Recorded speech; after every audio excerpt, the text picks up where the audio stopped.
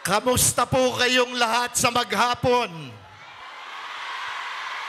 Awang-awa po ako dun sa ating mga kababayang hindi nakapasok. Nagkita-kita po kami dyan sa kalye, nagpicturan kami.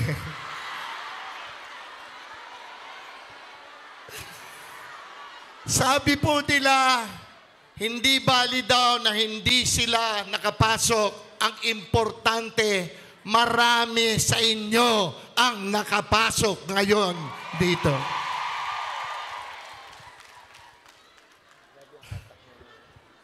Siguro naman ho, kahit papano, meron din tumangkilik sa inyo sa mga obra kong mga pelikula.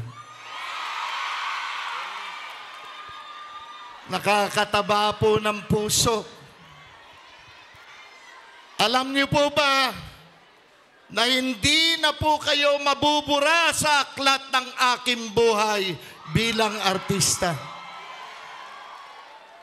Kayo po ang nagbigay sa akin ng inspirasyon upang pagbutihan ang aking trabaho. Kayo po ang gumawa sa akin superstar. Kayo po ang gumawa sa akin box office king. Pinagbutihan ko po. Kayo po ang nagpanalo sa akin ng 27 beses na best actor. Yan po, hindi ko na makakalimutan.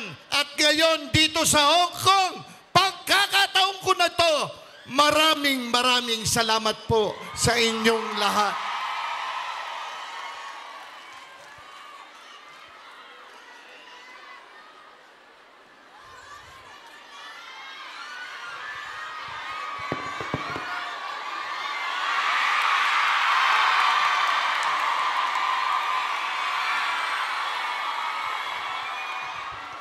I love you all.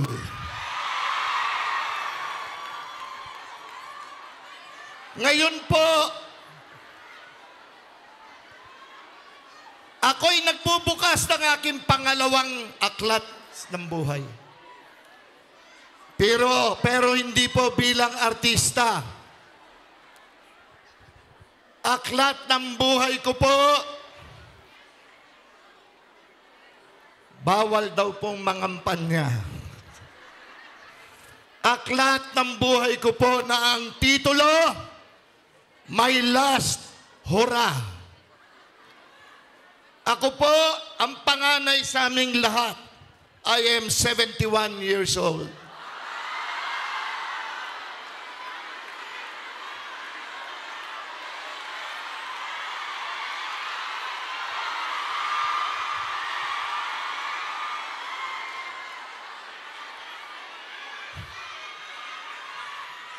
I am 71 and turning 72 this August.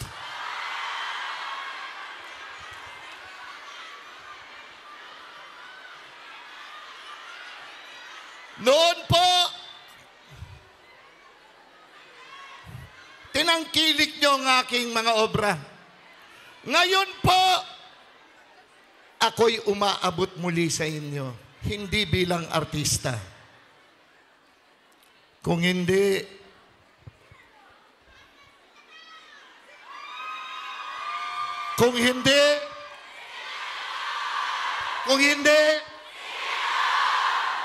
kayo po ang nagsabi niyan, hindi ako. Una po, sa aking advokasya, gusto ko pong ipagpatuloy ang naiwanang laban ng pinakamagaling na presidente ng Pilipinas, Rodrigo Roa Duterte. Labanan ng korupsyon, kriminalidad at ang salot na drogang yan. Nais ko pong manumbalik ang tiwala ng mga Pilipino na makakauwi ang inyong mga anak, ang inyong mga kapatid, na hindi makikidnap, hindi magagahasa, hindi mapapatay.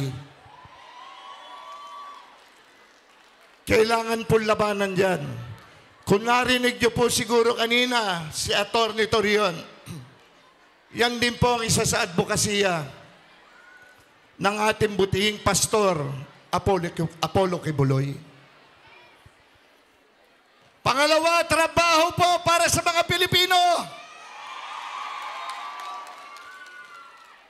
Tama na po yung binibili ang ating dangal. Tama na po yun. Ang kailangan pong bigyan pansin, magkatrabaho ang mga Pilipino. Lahat nga ho ngayon nagtataasan. Ang sabi, gagawing 20 pesos ang 1 kilong bigas. Nangyari po ba yan? Ang sabi, bababa ang presyo ng mga ulam. Ang isda po, ang 1 kilo, 480. Kung 500 lang ang pera ng isang ina, pupunta sa palengke, 3 ang anak niya. Ang gagawin niya, tingi-tingi na lang ang bibiling ko para lang makain ang aking mga anak. At sisiguraduhin niyang may matira doon para maibigay niyang pambaon ng kanyang maliliit na anak. Papayag ba naman tayo na ganito na lang ang Pilipinas? Hindi po talaga dapat mangyari yan. Dapat mapangalagaan ang ating agrikultura, teknolohiya at infrastruktura para po trabaho sa mga Pilipino. Dapat po ang mga mag-asawa may trabaho pareho para hindi nag-aalala sa mga anak nila. Pangatlo, edukasyon. Sabi po nila, sabi po natin palagi na ang kabataan ang pag-asa ng ating bayan. Totoo naman po yan. Pero paano na po kung napapabayaan naman ang pangangailangan nila sa kanilang eskwela, sa kanilang edukasyon? Ang mamahal po ng libro, ang mamahal ng notebooks, ng iba pang mga kagamitan sa private schools, lalo na po ang matrikula. Sa pampublikong paaralan naman po, marami po tayong guro. Oo. Pero paano naman po kung kulang sila sa class buildings, kung kulang sila sa classrooms, sa isang silid-aralan, 80 hanggang 90 estudyante,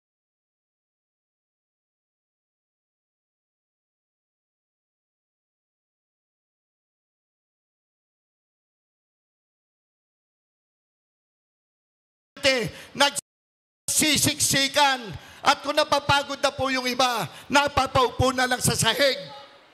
At yung mga iba nakatayo maghapon. Ang pangumaga, alas 6 hanggang alas 12 ng tanghali. Ang panghapon, 1:00 hanggang alas 6 ng gabi. Paano na? Paano sila matututo? Tinatanong ko kayo, paano po sila matututo? Kailangan po mabigyan ng pondong matibay ang para sa edukasyon ng kabataan. Madagdagan ang kanilang school buildings, madagdagan ang kanilang silid-aralan para hindi sila nagsisiksikan. At sa private schools po, dapat pababain lahat ng presyo ng kanilang pangangailangan din mga libro at notebook, lalo na ang matrikula. Sa inyo po, hindi ko na pagkakabain, pero dapat po ang OEC nyo, dapat mas mabilis ang proseso, hindi yung pinahihirapan pa kayo. Legalities po, sa legal po na aspeto, dapat po talagang mas pagtibayin pa ang pagtatanggol sa inyo. Lalo na po doon sa mga gusto na makauwi dahil inaabuso ng mga amo. Hindi na dapat yan. Pero tandaan nyo, nakita nyo naman, ang aming grupo, ang Team Suka. Tignan nyo yung aming isa sa pinakamatibay sa amin. Nakita nyo naman po, binansagan ng sambayan ng Pilipinong Mr. Malasakit. At ang tanging bisyo ng aking kaibigan na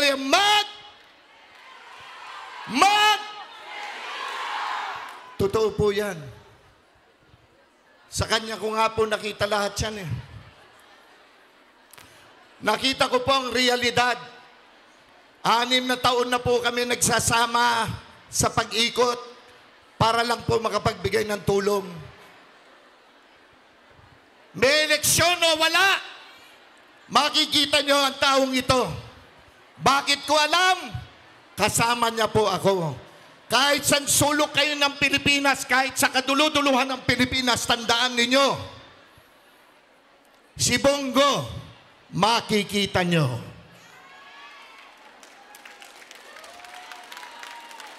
Kung makikita nyo si Bongo, sinisiguro ko sa inyo, makikita nyo rin ako.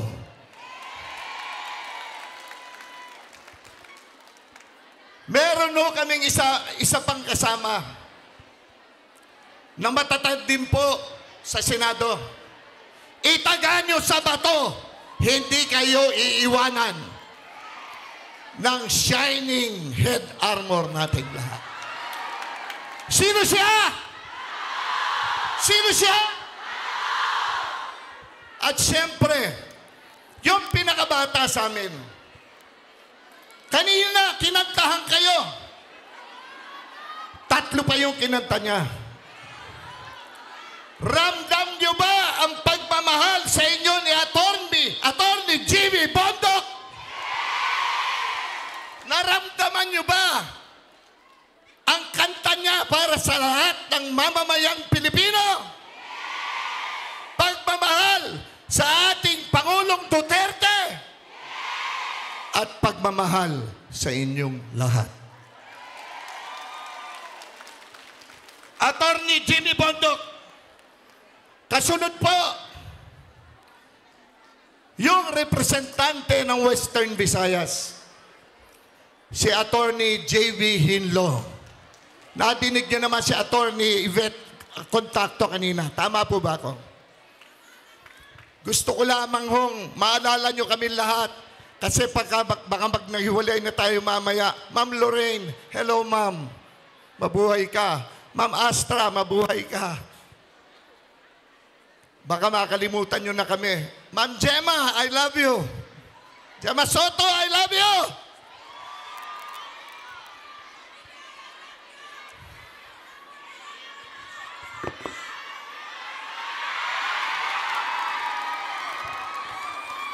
Let me continue. Representante naman po ng Pangasinan.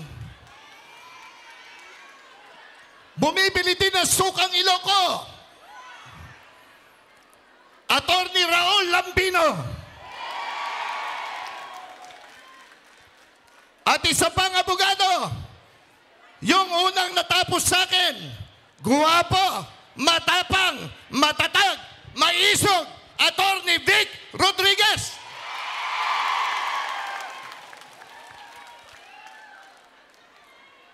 At siyempre, huwag niyong kalimutan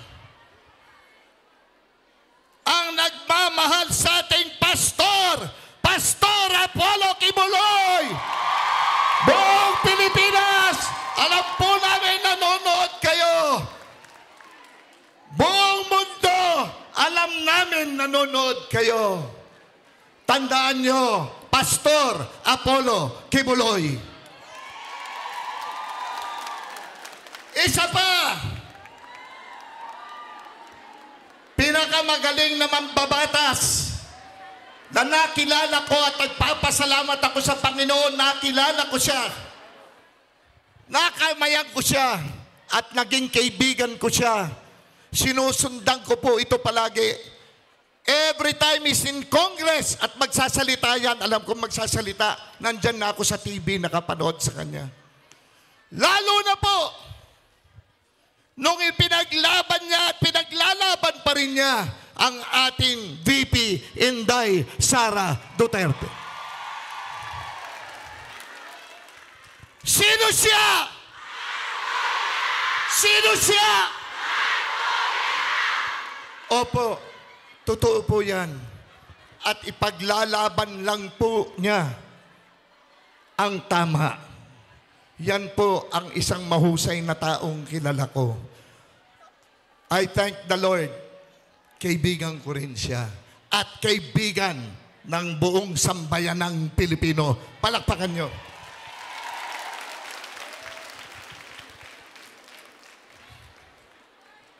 Ginagawa nilang mandarambong, mga walang kwentang tao, ang mga Duterte. Pinagtutulong-tulungan nila, ginagawa nila ang lahat para lamang maibagsak ang mga Duterte. Killer daw po ang ating Pangulong Rodrigo Roa Duterte. Magnanakaw daw po si Congressman Pulong Duterte. Magnanakaw daw po si Mayor Baste Duterte. Magnanakaw daw po, nagnakaw daw po ang ating mahal na VP Inday Sara Duterte. Ito naman po ang sakin at ang 32 million na nagmamahal kay Inday Sara, walang magnanakaw na Duterte. Sabay-sabay, walang magnanakaw na Duterte. Isigaw niyo yan.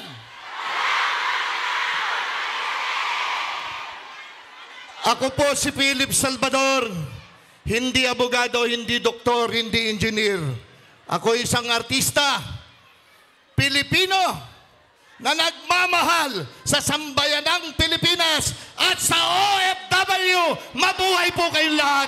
Maraming salamat po. Maraming salamat, Philip Kuya Ipe Salvador!